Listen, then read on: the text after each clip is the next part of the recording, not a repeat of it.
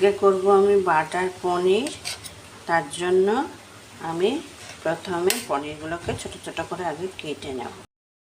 তিল, চারমগজ আর চীনাবাদাম বেটে নেব।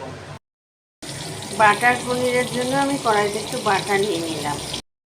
পেঁয়াজ আর লঙ্কাটা একটু তুলে রেখেছি, আর একটু পেঁয়াজ দিয়েছি, আর কাঁচা লঙ্কা দিলাম, রসুন বাটা দিলাম, পোস্ত বাটা দিলাম,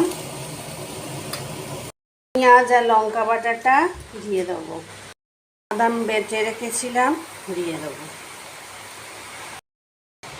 নুন, মিষ্টি, ধনে অল্প, জিরে অল্প একটু করে সব দিয়ে দিয়েছি। এবার পনিরগুলো ছেড়ে দেবো। পনিরগুলো এবার দিয়ে দেবো। পনিরটা হয়ে এসছে, এবার একটু কসুরি মেথি ছড়িয়ে দেবো। হয়ে গেল আমার দারুণ স্বাদের পনিরটা। এবার সার্ভ করব। এই যে আমার পনিরটা আস্তে করে এবার আমি সার্ভ করে নিচ্ছি।